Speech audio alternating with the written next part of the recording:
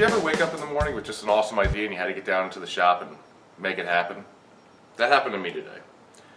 I had someone ask me to make one of these antique Peppermills, so I wanted to make it kind of different than usual stuff that I do. So usually with these you'd start out with a block. I like to start with a block about 3.5 inches square and maybe 6 inches tall.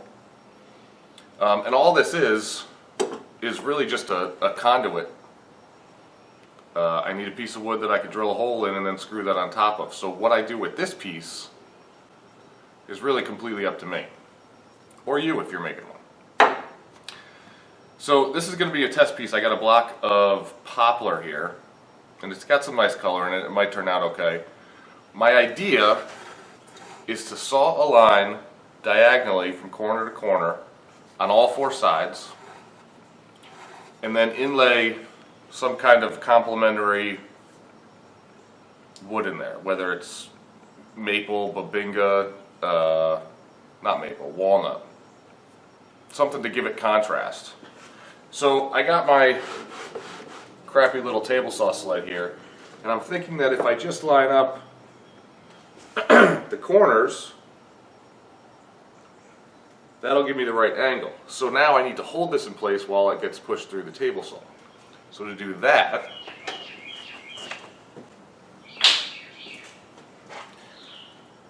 I figured it'd be easiest just to put a couple sticks in here. So I have this scrap lumber, I just pre-drilled some holes in here, so I'm just going to screw these down to hold this block exactly in line so that I get a nice, clean, straight line.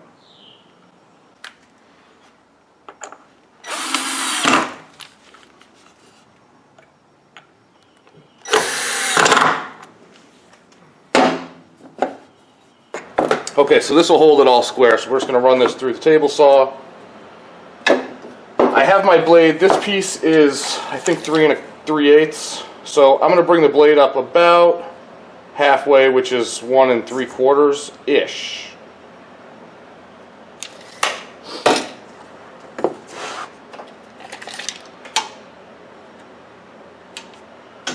Bring it down just a little.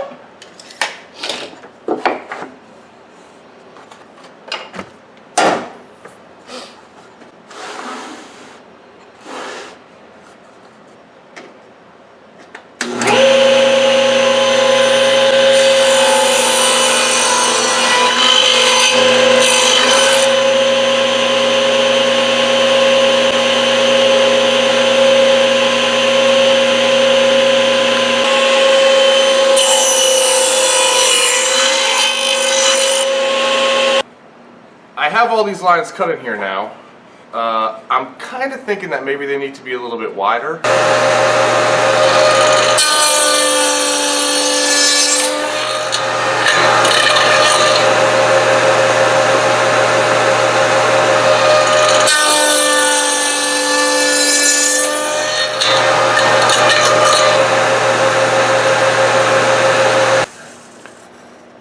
Okay, so I finally got it worked out. I put a dado stack in here and just made 1 pass, and that was better than trying to do 2 passes and change the angle. So learn from my mistake. Don't change the angle on the sled, just put the dado stack in there and make it the width of the slice that you want to do, which totally makes sense, and I just didn't want to change to the dado stack. But that's what I should have done. So now I got 4 grooves cut in here, and I got to make some inlays to glue in.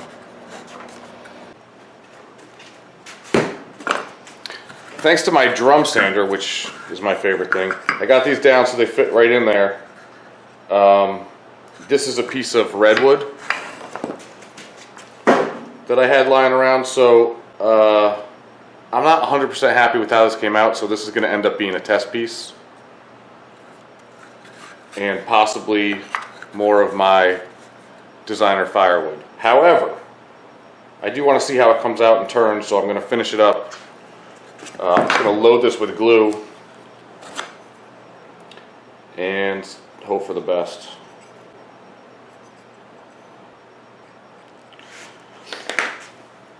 while I was doing these, I was thinking that it would be cool if, instead of just one solid piece, I laminated a couple different species of wood to make up this block. And I was started to do that, and I was thinking about it, but then I remembered that this didn't come out exactly perfect because I didn't start off with the dado blade. So I'm going to see how this comes out. If it comes out good, then we'll worry about making a super pretty one. Let's see about some clamps.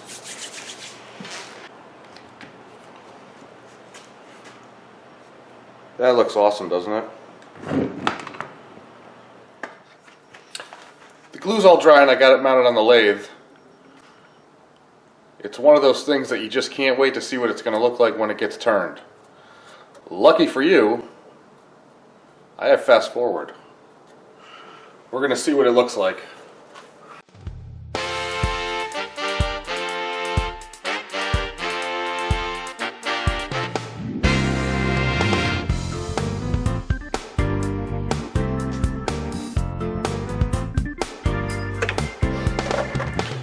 So I left the tenon on this side so that I could grab it with a chuck and drill the hole straight through.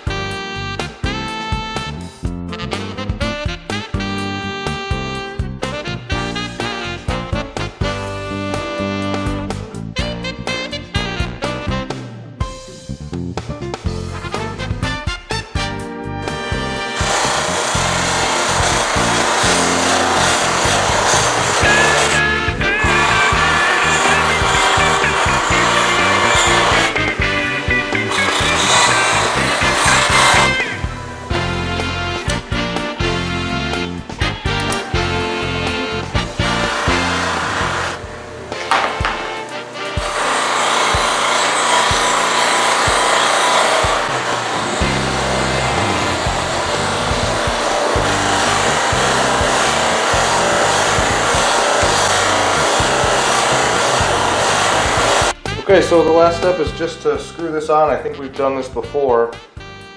I'm just going to eye it up in the center, poke some starter holes, put the screws in.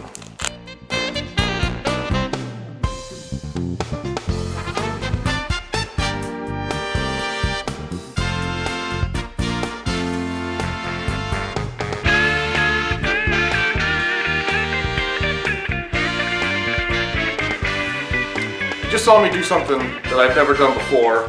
It took me a couple of tries. I didn't get it right the first time.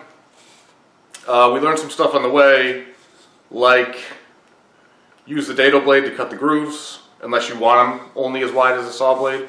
You want to cut those once. It really helped me having that drum sander so I could just shave off a little bit so it fit in there tight. I think I would have had bigger gaps if that wasn't the case. But I just want to mention, I screw up a lot, and I don't want everyone to think that, you know, you never mess up. I tell people all the time, I'm going to put this on a t-shirt. Nobody better beat me to it. I don't make mistakes. I make designer firewood. I have a whole big bin of designer firewood from trying things that I never tried before, and sometimes it takes me more than one try to get it right.